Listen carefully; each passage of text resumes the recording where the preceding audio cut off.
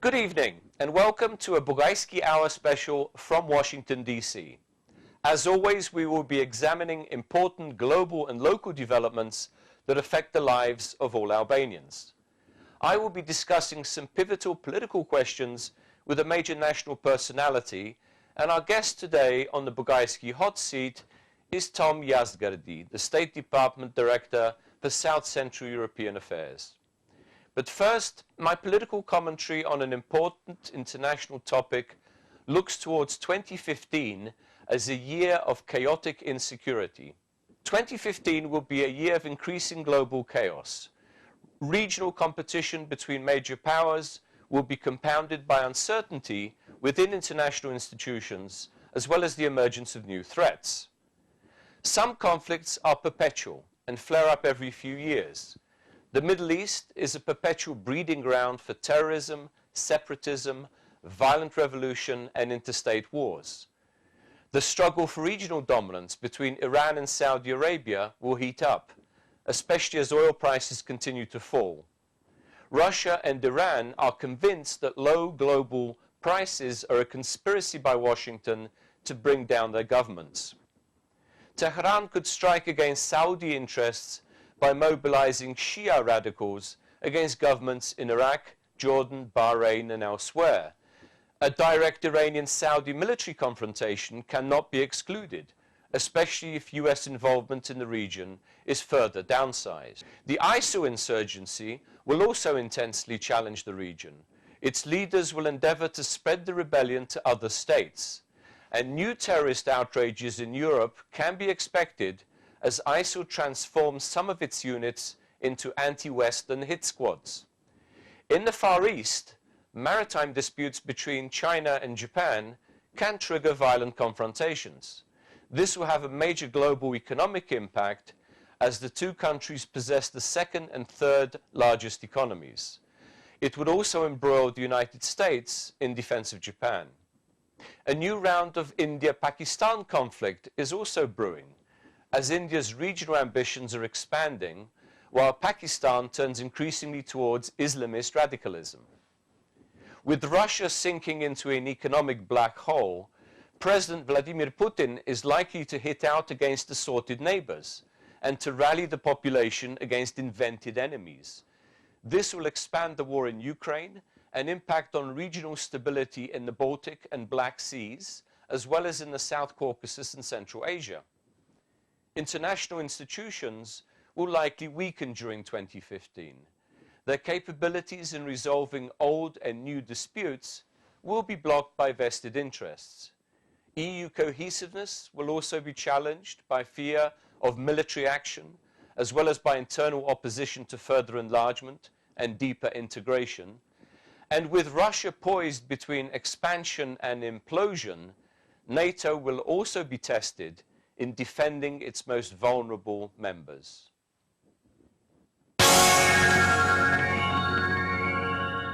It is time for the Bugajski hot seat with our special guest today, Tom Yazdgerdi. Tom is the director of the US State Department Office for South Central European Affairs. He served before in Albania, so he knows the country pretty well. But he also covers the whole region, so we'll get a nice sort of overview of Southeastern Europe or South Central Europe. Tom, first of all, thank you for hosting us. It's always a pleasure to be back in State Department. You're welcome. Glad to be here. Great. Okay, let me begin with a sort of broader picture, the broader brush, broader canvas. As I said at the beginning, your work covers the broad South Central Europe, former Yugoslavia, Albania, and so forth. The past 20 years, the area has been in distress, much of the region, but significant progress, I think, has been made in different countries and region-wide. Can you sort of give us a regional overview, what you see as the successes, but also the shortcomings, and what should be the targets? Well, first of all, the Balkans has been a kind of a personal interest of mine, not only serving in Albania, serving in Kosovo as well, and it's a pleasure to be on your show. I think when we look at the Balkan region, my government, obviously, its bedrock policy is for that region, all of the countries of that region, to become members of the European Union and NATO, should they desire it. And most of the countries in the region, I think all of the countries in the region, do want that. And we see that as the future of the region. That can help both the economy, that can help both the rule of law, that can help security. That's not going to change. Now, there have been some difficulties, obviously, with accession. It's not come as quickly as some countries would like. And even countries that are in, it's not been sort of the cure-all that I think that it was sort of seen to be. But I think it's very heartening for my government to see the sort of interest by, for example, Germany and the UK in wanting to tie, for example, in Bosnia, the reform effort there more closely with the EU accession process. That's incredibly important. We, of course, support that very strongly. We want to see the unfinished business, let's call it, of Europe be finished. There are some real challenges ahead, not only the reform process in Bosnia, but also the Kosovo-Serbia dialogue, which we want to see strengthened, we want to see continued. We're very happy that now that we all have a government in Pristina. I know that in February 9th there's going to be a meeting in Brussels that will continue the dialogue with the two prime ministers. And also the name issue. That's also sort of a tough nut to crack. The Macedonian name issue. The Macedonian name issue. All these things are challenges. We don't think challenges that can't be overcome, but they're challenges. And then there's regional challenges, such as the economic situation. For example, just because you're an EU member doesn't mean your economy will all of a sudden improve. You still have to take some of the necessary difficult measures. And we're seeing that, for example, in Croatia and even in Slovenia. And we know that the experts are saying that the EU, the Eurozone, is in for sort of a rocky road ahead in 2015. This will, of course, impact as well in the region. So that's of concern to us. We want to see policies that lead to growth, that lead to stability, that lead to greater employment. So, but on the whole, I think we see the attraction of the EU on the economic side, on the prosperity side, and NATO on the security side as the only real option orientation alternative for the region. I wanted to ask you, and let me leave it a little bit later, Albania's bilateral relations with some of the countries that you mentioned, Serbia in particular. But let us focus in now on, zero in now on Albania. How would you summarize Albania's progress, particularly in terms of consolidating its institutions? Since the last general elections, as you know, new government, new program, new sort of dynamism. What has been achieved, would you say? Well, first of all, I think what's been achieved is the sort of reinforcement that there can be a change of political authority peacefully in Albania. I saw that really for the first time in 2005 when I was an observer for that election, and I saw the peaceful transfer of authority. We're seeing that we saw that again last year. And so I think that alone sort of helps consolidate some of the institutions. Now, I know that unfortunately, boycott is still a tool that's used in the Balkans. That was my next question. You know, my government never saw that as a good tool to use. If there is unhappiness with the governing party in power, the opposition should work within the institutions. And we are very happy to see, in Albania's case, the Democratic Party go back to Parliament. We're very happy to see that because I think that's really the only way that you can support these institutions. And by the way, I remember when the Socialist Party itself also boycotted as well. So we know that, and it's not, obviously, boycott is not limited to Albania. We see that in some other countries. It's a regional pastime. It's a regional pastime. Yeah. So I think that it's time for the word boycott to be sort of stricken from we hope, from the political vocabulary of the region. But I think in terms of strengthening the institutions, that's one of the key things that my government, through its embassy in Tirana, is interested in, the rule of law. We'd like to see the institutions that deal with corruption strengthened. We'd like to see some high-profile cases brought against individuals who are engaged in corruption, where they're investigated, they're prosecuted, and if they're found guilty, that they're sentenced and they're convicted and sentenced. We'd like to see that. We've seen that elsewhere in the region, in Croatia, for example. And I think that's really important. I think Prime Minister Rama shares that desire. We work closely with his government. We also want to work with the opposition. They need to be brought into this process. It's not one or the other, of course, it's both. So I think there's ample sort of latitude to improve institutions, obviously, in Albania, as it is, of course, in the U.S. But I think the fact that the Democratic Party has agreed to go back to Parliament hopefully will augur a new spirit of cooperation to strengthen these institutions. Right. And presumably the anti-corruption, anti-crime campaign cannot be politicized. It cannot be seen as part of the political competition between the two major parties. Yeah, that is exactly right. And that's where you might run a risk. And that's where I think the United States can help. I think we can, with our assistance and our expertise, we can help make certain that any sort of anti-corruption effort is done in a way that's nonpartisan. Because I think if it's not, obviously it won't have the confidence of the people, and they'll see it for what it is, sort of a political showcase. We don't want that. I'm sure the people of Albania don't want that either.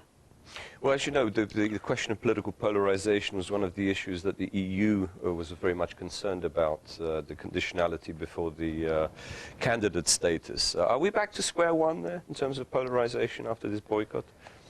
I hope not. You always do run that risk, but I think there needs to be, like I said, we're hoping that with the Democratic Party returning to Parliament, and look, it's not to say that they didn't have some legitimate grievances, and the governing party, willing to take into account those grievances and resolve some of them that are legitimate. I think we could have a new spirit of cooperation that can lead to some of, getting on with the business of governing Albania and strengthening the institutions. And I think, I hope that granting candidate status, in a sense, is not sort of pressure is off, and because accession perhaps is so far down the road that these things don't need to be addressed. We hope that wouldn't be the case, because that will not help the country or the people. And so it's not a question of you have candidacy status now, you can wait, months or years to do some of the tough things that need to be done. That would certainly be our message to the leadership and the opposition. As we're on to the subject of the EU, do you foresee membership for Albania by the end of this decade, or is that too early? It's really hard to say. It's not only does it deal with the level of development within Albania, it also deals with the sort of internal dynamics of the European Union itself, and that's really hard to predict. I mean, we would like it to be as soon as possible, given the things that Albania needs to do. Sure. Of course, every country, has its own sort of internal dynamic and an internal sort of clock in terms of reforms.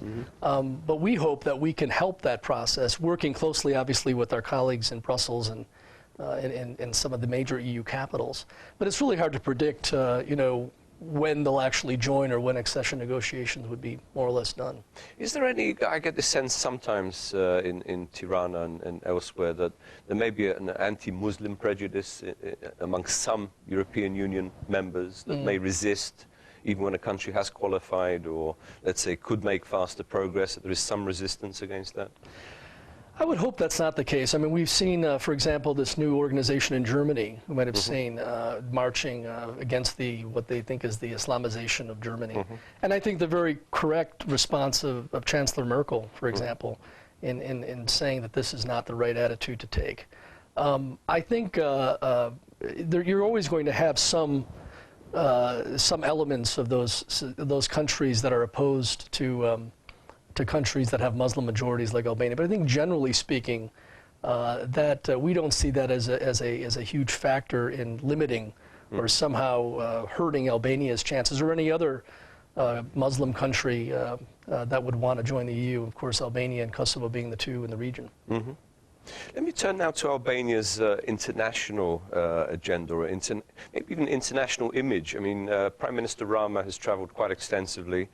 Berlin, Warsaw, London, Paris, and so on and so forth. And it seems to be building up a more positive image of Albania as a regional, as a positive, constructive regional player. Would you agree with that assessment? You know, I would. I think it's good that he's making these rounds. I know he was in Berlin for that Western Balkans conference when he was chair of the SEECP, for example. Yeah.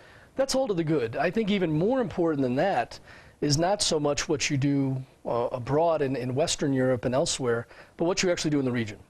And his groundbreaking visit to Belgrade, I thought was really something to behold. It, as you know, it came under in some tough circumstances. It was in the aftermath of this soccer match, this football match.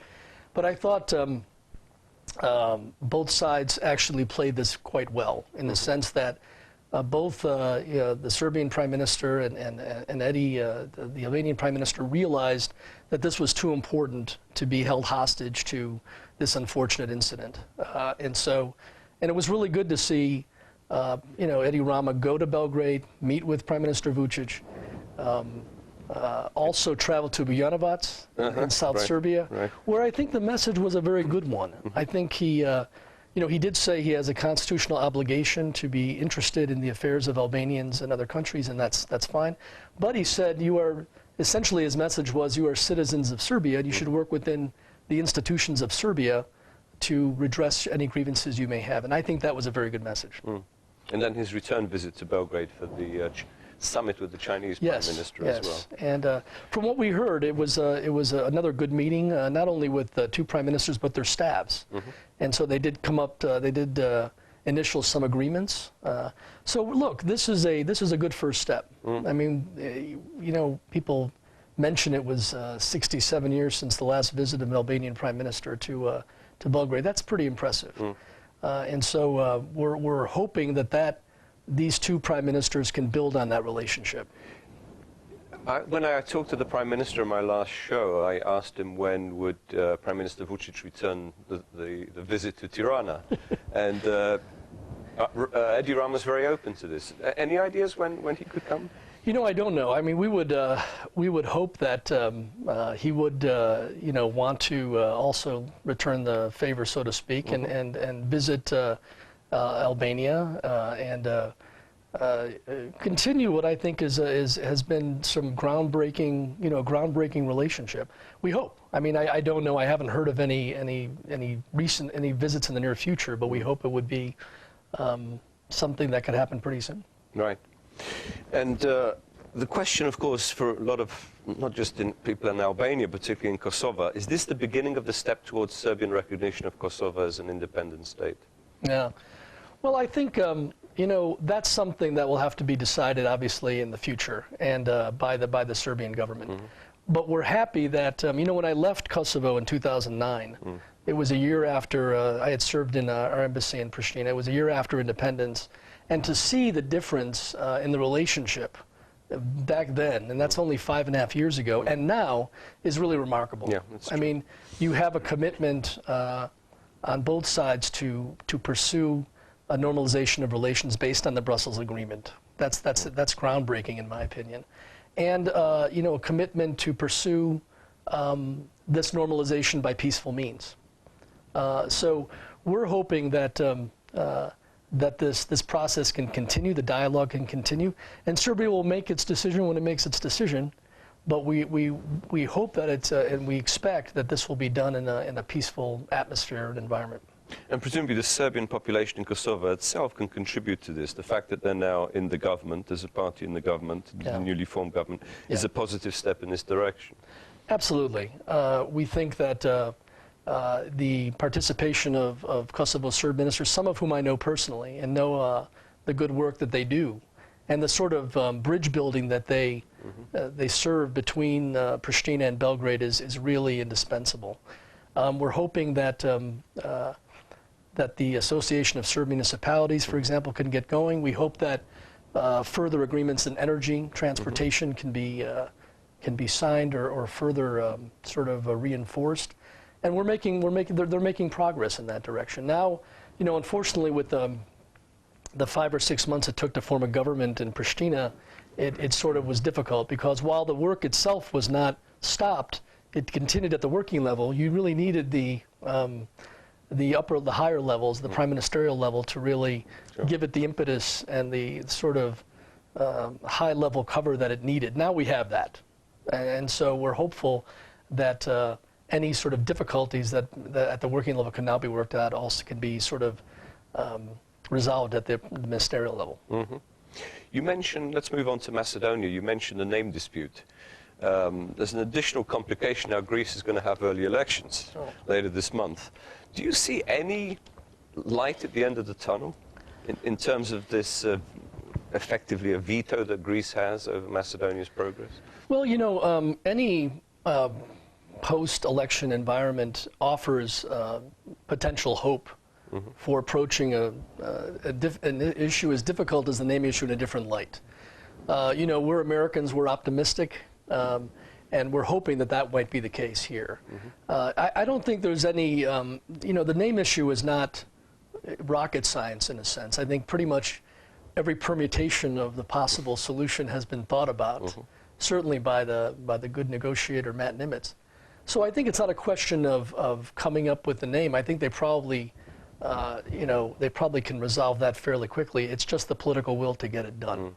And obviously we'll have to wait and see what the election brings, election outcome brings. I mean, it doesn't look as though if Syriza, you know, the radical leftists in Greece were to come to power, they would necessarily be more accommodating than the center-right government. It's really hard to say. I mean, you may be right. You know, it's not just because when a party, Syriza's never been in power, and it may, who knows, it may behave differently when it actually is in power, has the, you know, the largest party in a governing coalition. So, but we're hopeful, we have to remain hopeful, that the political will can exist on both sides in the aftermath of the Greek elections to resolve this, which has really gone on too long. I think everybody can agree to that. How does it affect Albanians, both in Macedonia and in the region, you know, this name dispute? That is the biggest concern, I would say, in Tirana on this question. I think one of the problems is it obviously has hurt Macedonia's chances to join both the EU and NATO, particularly NATO. I think if and when Macedonia is in NATO, it obviously will provide greater security, greater stability in terms of Albanians everywhere feeling more comfortable in their home states. And I've heard that directly from the leaders, the ethnic Albanian leaders in Macedonia. They're very keen on NATO membership, as are the Macedonian leaders as well.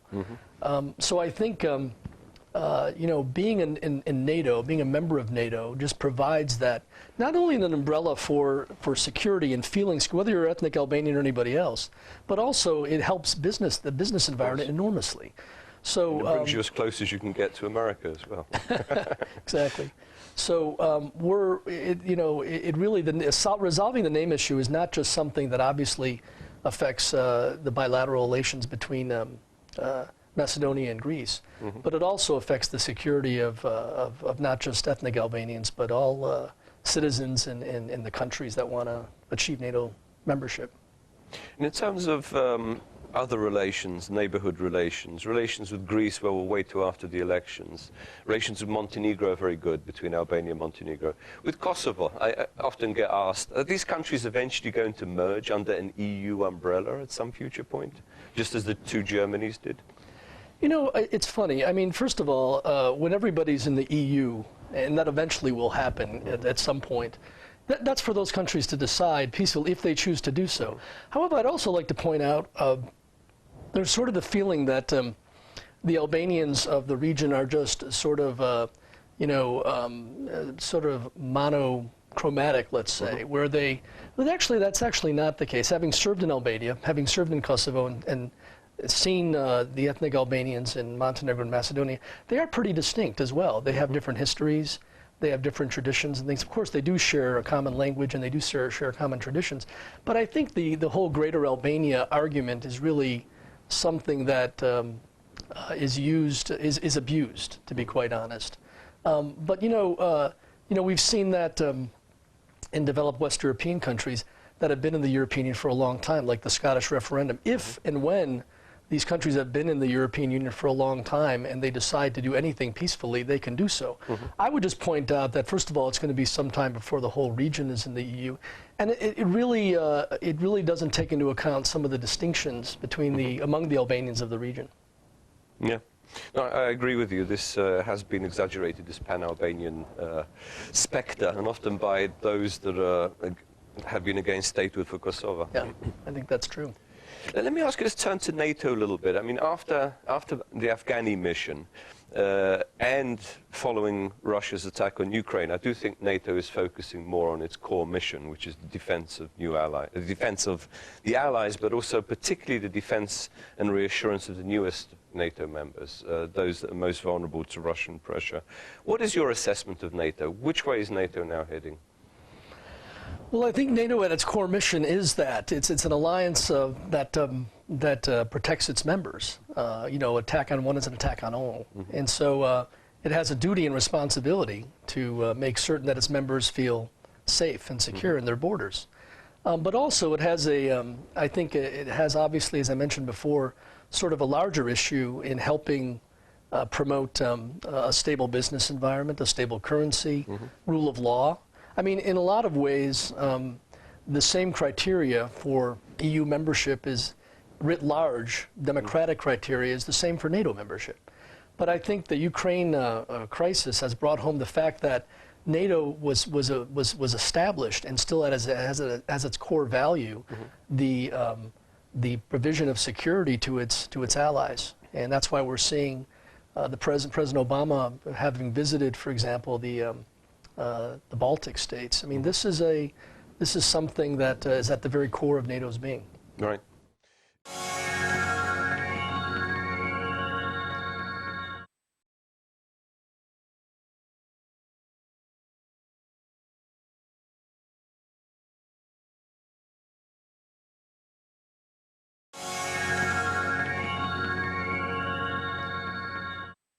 Is there going to be a Balkan contribution to this planned NATO spearhead force, part of the rapid reaction force that the Balts are particularly keen on to have activated?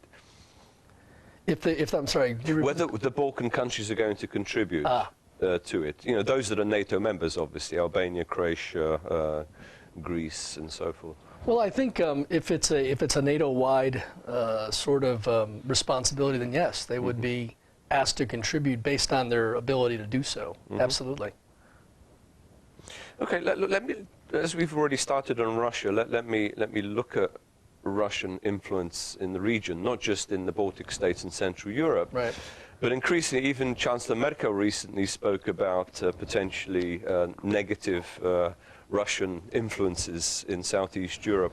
How is it seen from Washington? Is this a danger, this energy nexus, corruption, trying to influence political parties, playing on nationalism and so on and so forth? How is it seen from Washington? Well, it's seen with concern, but I think it also shouldn't be overblown as well. I think, you know, there are some serious issues of concern that we have with Russian actions, not only in the Ukraine, but in the Balkans as well. But I think the general orientation of the Balkan Peninsula, despite what Russia or any other country might want to do to change that, is EU and NATO membership, is firm sort of relations in those two organizations.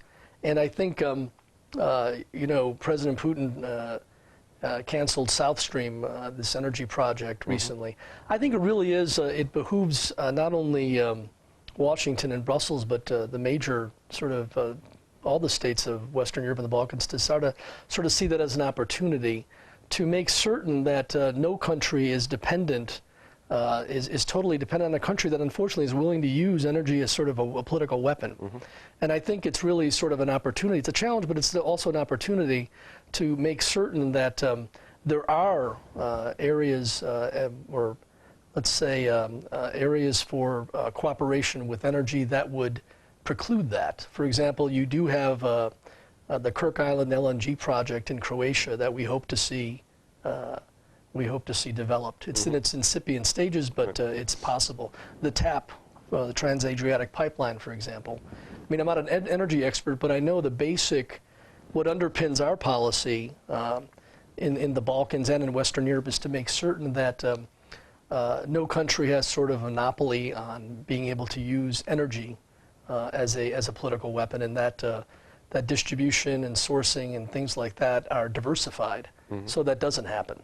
And that's true for the Balkans too. So I think that's something we're concerned about. But I think if you talk about Russian mischief in the Balkans, I think it really obviously it cannot change the basic orientation, I think, of that.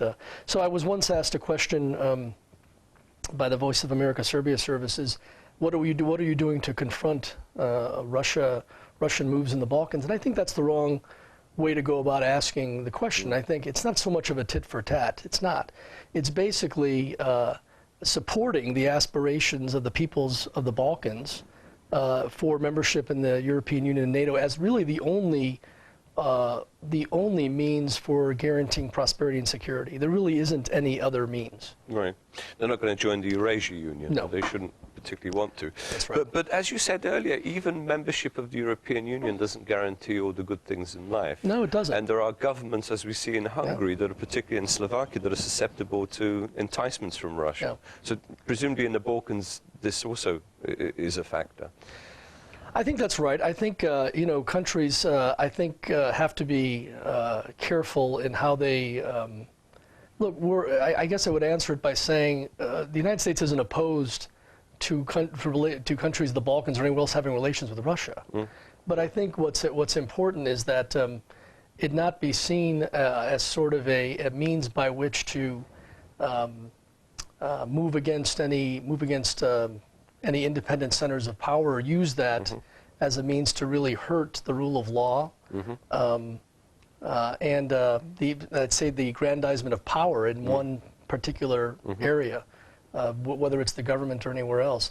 So I think that's important. And it's not like, as you say, EU membership is not a sort of panacea. Right. We're seeing countries in the European Union that still have to do the things they need to do. Both on the rule of law front. And some backtrack. That's right. And on the economic front, in terms of trying to, for example, break the nexus of state enterprises and political party influence. We still see that. And so, again, I think EU membership is a wonderful tool by which to be able to rejigger or retool your economy. But it's something, it's not going to basically absolve you from taking tough decisions that need to be taken. Exactly. And just to finish on Russia, I think countries such as Albania and Kosovo are much more immune to that Russian influence because of the lack of the history, the lack of the connections over the past 50, 60 years, unlike Serbia or Bulgaria. I think that's right. I think that's true. These countries have had different histories, different experiences. But again, we're hoping that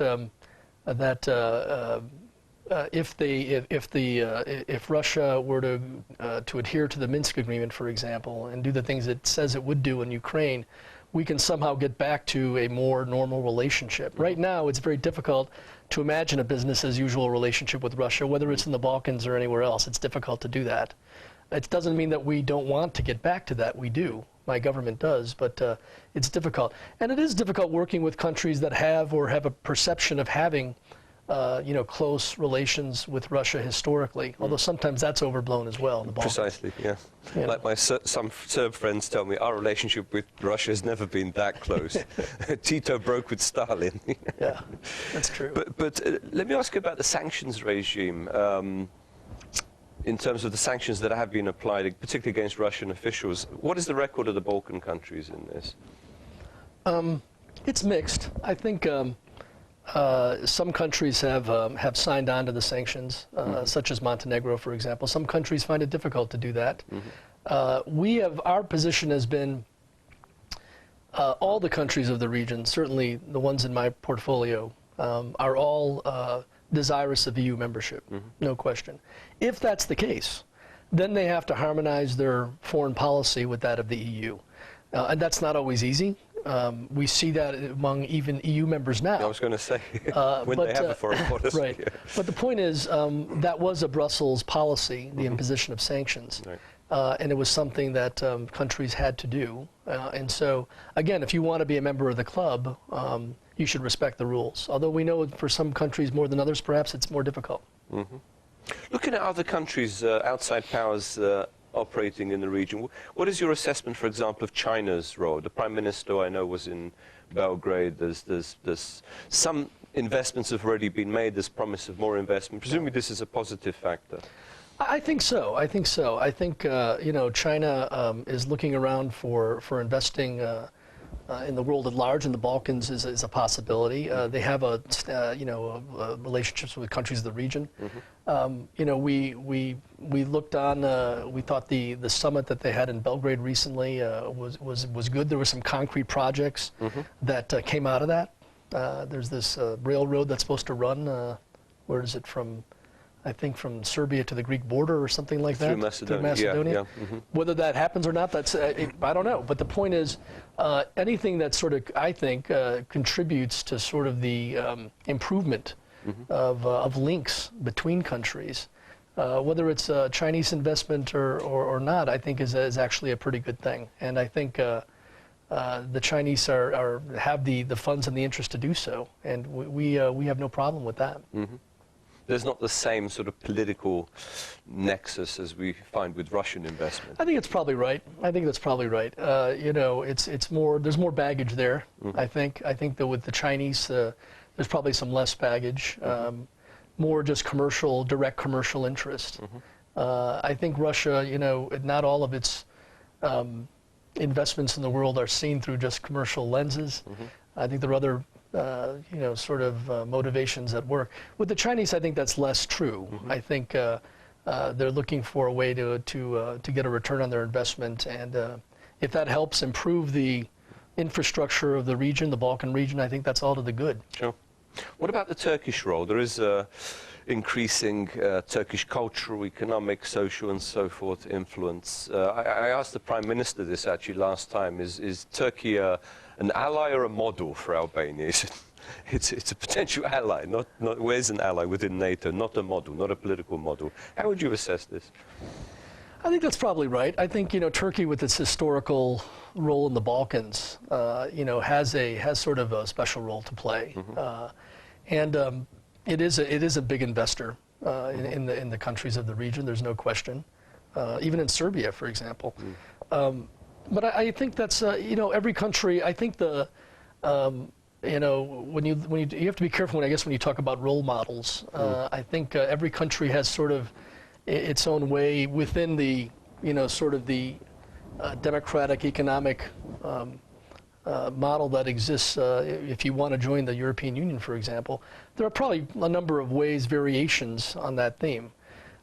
So I don't know that any country looks particularly to any one country as sort of a role model in terms of organizing their economy. There may be or may not, but I think with Turkey, we welcome its interest in the region, and like I said, there's a strong economic interest by Turkey, and we hope that will continue. Turkey's a NATO ally. It can basically, and it has. Used its experience with the countries of the region to show what a majority Muslim country can do as a member of NATO, and that's a useful model right there, I think. But I think in general, countries have to kind of decide within this umbrella which path they want to follow. Right. Well, particularly for in the Albanian context, that link between politics and religion that's more, let's say, commonplace now in Turkey is largely alien. As you know, Albania is a very multi-denominational, I would say, secular society. So they don't look too well, I think, on that sort of potential. I think it's a fair statement, Janusz. Yeah. I think you know, one of the really refreshing things that I found about Albania is that it's not based on any sort of religious ideal. Meaning, and I'm not saying anything against religion per se. No. But my point is, it's a pretty secular society. It has been, mm-hmm. and as a result, it shows. And not only it has a secular tradition, but I think also it has a very tolerant tradition. That I think is, if you want to talk about models, I think can serve as a model to the other countries in the region. Yeah. I mean, is it any surprise that that the Pope made a visit there? I once had a relative ask me, why is the Pope visiting Albania of all places? And I said, basically because it's sort of a showcase of how Muslims and Christians can work together. And he lands at Mother Teresa Airport. Exactly. And so that is really, if you're talking about role models, I think that's a model. Now, Albania has a number of problems, we all know, but I think that is not one of them. And that's actually something to showcase not only to the region, but to the world. It's something they should actually market. Absolutely. Sell in a way a lot better than they do. It really is. And I noticed that when I served there, how, whether you were a Christian Orthodox or a Muslim, it didn't, or a Catholic Orthodox or Muslim, it didn't matter. You were first an Albanian, and you all got along. Yeah. Well, the designers of the country were very smart, the creators of the country. And the way they blended didn't allow any religion to have any predominance. I think that made a lot of sense, and it just fostered this tolerance that is really something impressive to see in Albania. But let me ask you, actually follow on to this. Despite all this tolerance, it doesn't take many to join the Jihad. And there have been reports, not just reports, but evidence that some Albanians, not just from Albania, but from Kosovo, Macedonia, as well as others, have joined the ISIL insurgency, the radical Salafists, if you like, in Iraq and Syria. Is there a danger? Is this something that the Albanians should fear, of these guys coming back, creating havoc, maybe engaging in some terrorist attacks back home? You know, it is a concern, and we're really happy to see in the case of Albania and other countries in the region for their parliaments passing strong what they're calling anti-foreign terrorist fighter laws, which criminalize actually going on jihad or fighting in a foreign conflict. This is true in Serbia, for example, with extremists there going to fight with the separatists. Donbass and Crimea. Exactly. Yeah. So we see that all to the good, and it is a concern, and that's why President Obama held a meeting at on the margins of the UNGA this fall, at which, for example, President Yazdgerdi attended, the president of Kosovo. These are all things that we take very seriously, and it's good to see that nearly all the countries of the region have actually passed legislation that criminalizes this activity. But I want to make another point too, and that is it's not just a law enforcement or a legal problem. It's something that we call countering violent extremism. And I know about that some because my last post was in Kabul, Afghanistan, where that was a huge part of what we do there.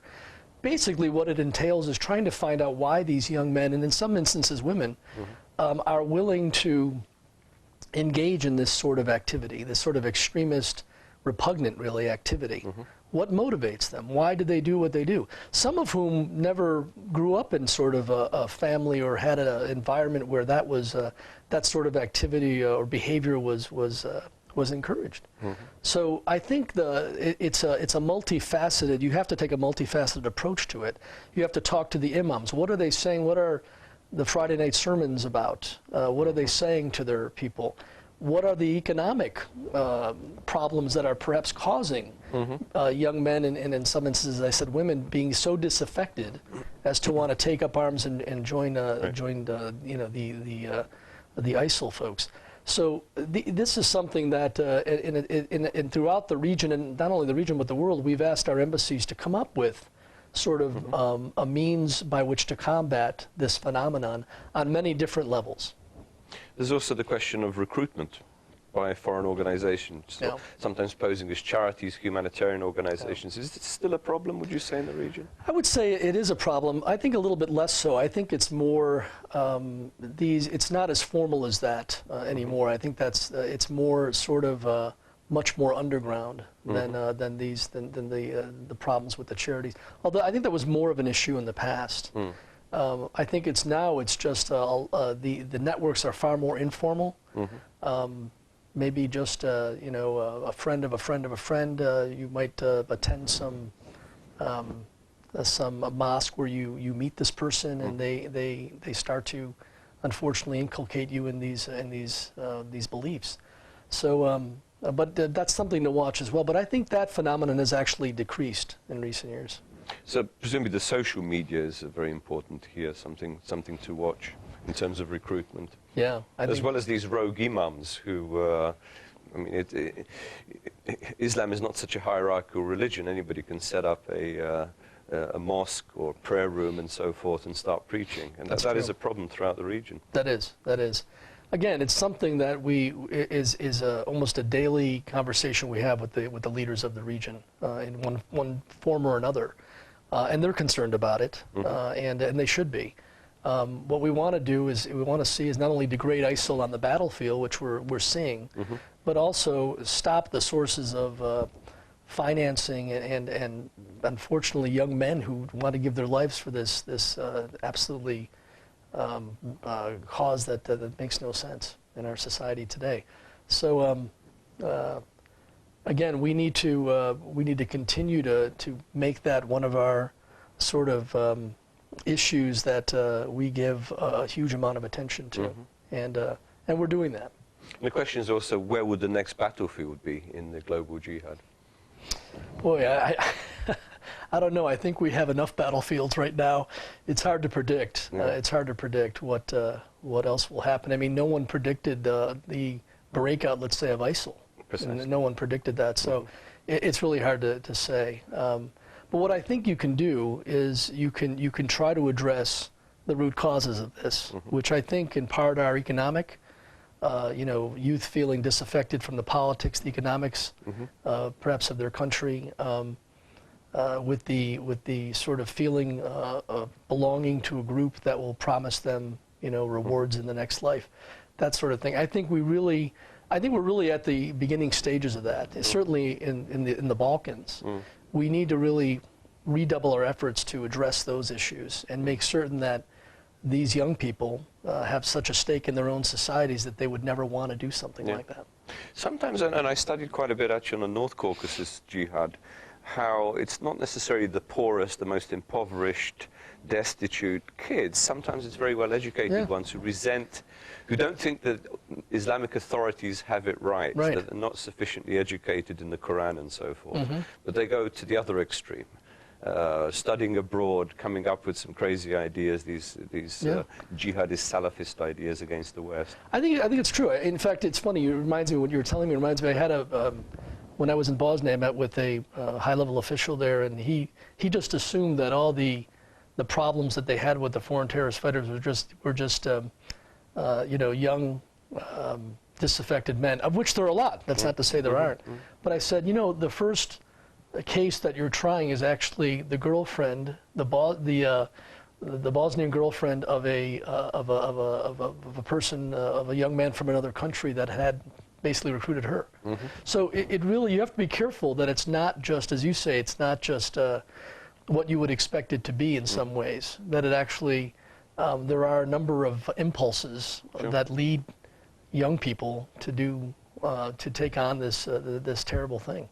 It reminds me a little bit of the old communist messianism in the 60s and 70s, where young people would go and fight, in national liberation wars or support some Maoist movement in a far-off country. Yeah. A sort of 21st century version of this sort of idealistic communism. There's some of that, and I think just as I think that was a misguided notion back then. I think it's a far more misguided notion now. Right.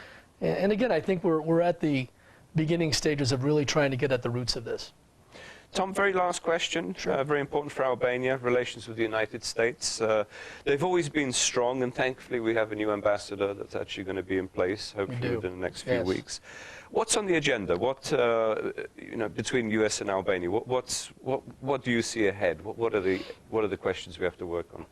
Well, I think some of the big questions are supporting Albania in its development of its institutions, what you started out with, your first question. That is incredibly important for my government. We want to see institutions strengthened, whether they're institutions that can fight corruption, that can basically promote economic prosperity and a feeling of, you name the institution, it needs to be strengthened, I think. Parliament, the prosecutor's office, and I'm not singling out any individuals here. I'm just saying the institutions of a whole, as a whole in Albania need to be strengthened, and we're intent on doing that. We have assistance, and I know that Ambassador Liu, who will get out there shortly, is very intent on helping the Albanian government strengthen these institutions and making certain that, especially, I would say, with an emphasis on anti-corruption. Because I think really that is sort of the wormhole, let's call it, that really causes institutions to fall apart. And that's when people have no confidence then, and that affects society as a whole. That's very important. And that also has a bearing on Albania's EU membership prospects. The stronger the institutions, the better chance that Albania can get on with the process of joining the European Union. So that's important to us as well. I just want to say also that Albania has been an incredibly strong partner for us. It's helped in the anti-ISIL fight. It's donated weapons, ammunition to the Peshmerga fighting ISIL in northern Iraq. It's agreed to take the Mujahideen al-Khalq, which is a great humanitarian effort by the government. It's done things that has shown that it's a true friend and ally of the United States. And we don't forget that. We'll always remember that. You mentioned they've always been strong relations. They are. We want to make them stronger. But I think we want to make them stronger by developing and strengthening the institutions. I think that's what the greatest focus needs to be on right now. Well, that's a good point to end this interview. A good message to Albania. Thank you very much for hosting us here, and good luck in your important work for the United States, but also for Albania, for the progress that Albania can make. Thanks very much, Janis. Thanks, Tom, and see you Great soon. to be on your show. In Tirana. Sounds good. Take care.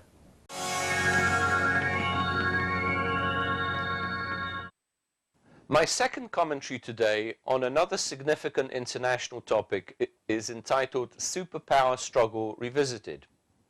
The Cold War between the United States and Russia cannot be repeated, but the struggle for influence around the globe has been revived by the Putin administration. Although Moscow does not possess the capabilities to openly challenge Washington, it incites hostility towards America and promotes an international anti-American alliance. The BRICS, Brazil, Russia, India, China, South Africa format is supposed to challenge America's economic predominance. The SCO, or Shanghai Cooperation Organization, is intended to counter US political influences. And the CSTO, the Collective Security Treaty Organization, is designed as a military counterpart to NATO. Latin America is now a useful example where the two former superpowers are facing increasing competition. Russia has been constructed alliances with left-leaning governments and encouraging anti-Americanism in Venezuela, Bolivia, and Ecuador. However, Cuba remains the key hub for undermining Washington in the hemisphere. Cuba has major symbolic value. When Moscow threatened to position nuclear weapons on the island in 1962, it nearly provoked a nuclear war with the United States. Russia subsequently withdrew its military and intelligence assets from Cuba at the end of the Cold War. But Putin has now rebuilt a menacing presence at America's doorstep. Last July, Moscow reopened the Lurid Signal Intelligence and Military Facility, the Soviets' largest foreign base during the Cold War, to intercept American radio and telephone communications. Putin visited Cuba in August, forgave 90% of Cuba's Soviet-era debts, and signed industrial, energy, and trade deals with Havana. He also initiated several military agreements to place Russian global positioning stations in Cuba, Argentina, and Brazil. Russia's guided missile warship Moskva recently toured Cuba and other Latin American ports, and other warships have docked on the island. Such moves raise concerns in the Pentagon, as they could bring thousands of Russian soldiers to Cuba in the event of escalating disputes with Washington. The Obama administration claims there is no zero-sum competition with Russia. But the Kremlin's view is radically different, because it is fixated on undermining America's global power. Moscow's aggressive moves may help to explain why President Obama is finally seeking a rapprochement with Havana despite intensive domestic criticism. Unfortunately, we have already come to the end of today's show. I have, of course, greatly enjoyed being with you and my colleagues here at Albanian Screen. Good night, everyone. Stay healthy, be productive, and remain optimistic. See you all very soon. Miro Pavshim.